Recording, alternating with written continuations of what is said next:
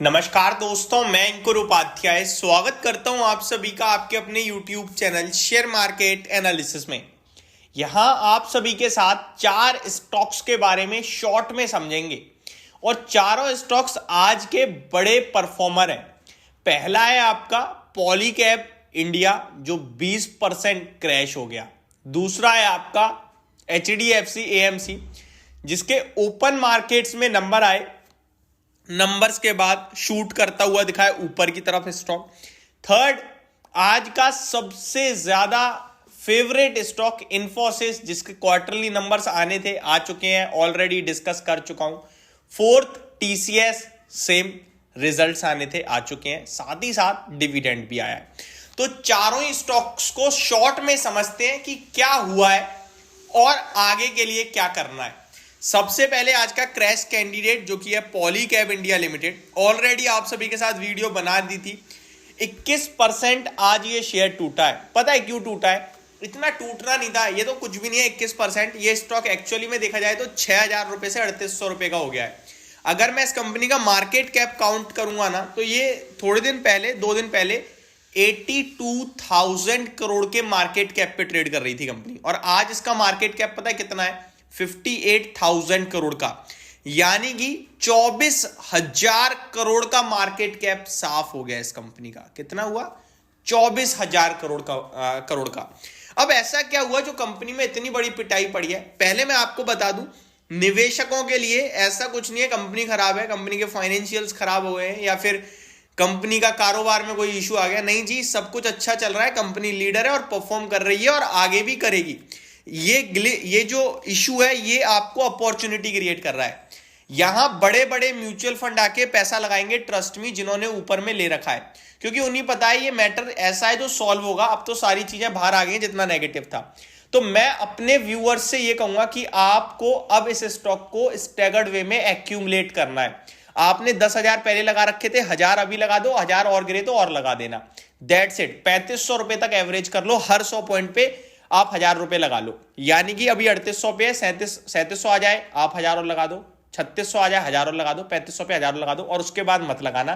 3400 हो जाए, कितना भी मत लगाना। ये स्टॉक आगे दोबारा आपको 4, 4500, 5000 दिखेगा लॉन्ग टर्म में। लेकिन अभी क्यों गिरा है उसको समझाऊंगा। और आपने अभी तक अपना म्यूचुअल फंड में SIP वगैरह स्टार्ट नहीं करी है तो कर दो, देर मत करो। SIP अभी नहीं करोगे, बाद में करोगे तो डेफिनेटली आप कहीं ना कहीं एक कदम पीछे हो रहे हो।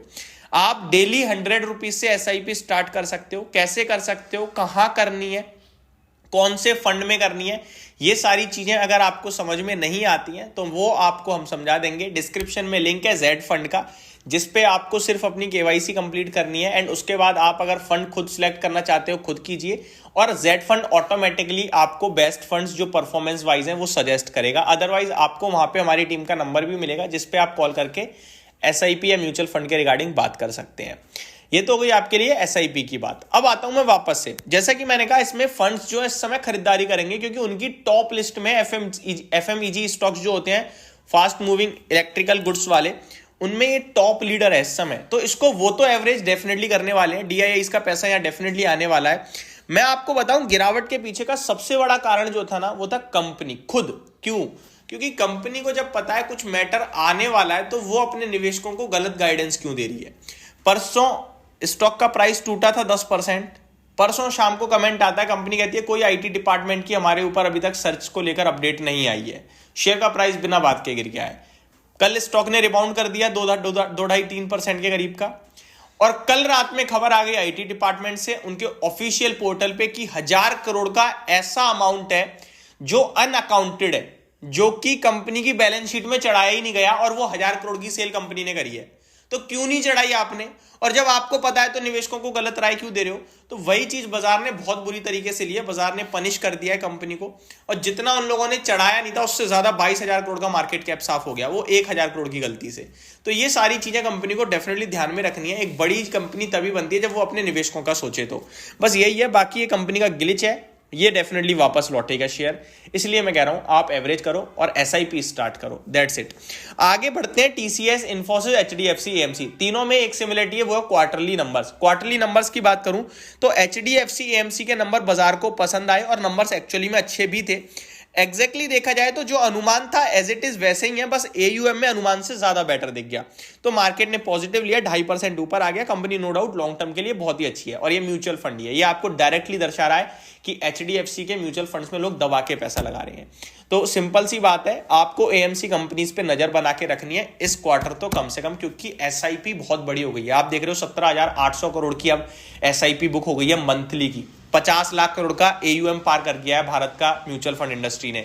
तो वही है, आप भी एसआईपी कीजिए। बस आगे बढ़े अगर तीसरे स्टॉक इन्फोसिस, तो देखिए नंबर्स मैं ऑलरेडी आपके साथ डिस्कस कर चुका हूं, शॉर्ट में बिल्कुल बता दूं तो शॉर्ट में ये है कि कंपनी का प्रॉफिट तो अनुमान से हल्का कम आया है, लेकिन बाकी सारी चीजों ने अनुमान को बीट किया है। ठीक है जी, कंपनी कह रही है कि FY24 का एट्रिशन रेट 12.9% पे है वर्सेस 14.6%, तो एट्रिशन रेट कम हो गया, यानी लोग नौकरी छोड़ के नहीं जा रहे हैं, पॉजिटिव है।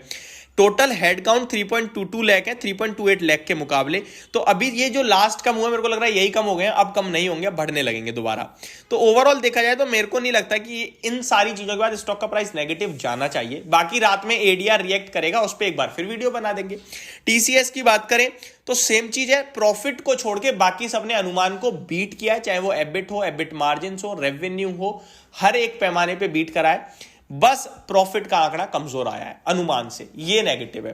कंपनी ने 9 रुपए प्रति शेयर का डिविडेंड दिया है, साथ ही साथ 18 रुपए का स्पेशल डिविडेंड भी दिया है, यानी कि 27 रुपए प्रति शेयर का डिविडेंड दिया है।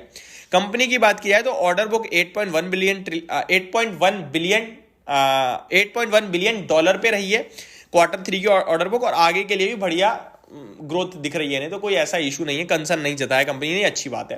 तो ये मेरी तरफ से आपके लिए पूरी अपडेट थी, होप आपको सारी चीजें समझ में आ गई होंगी। Thank you so much for watching this video, have a great day guys.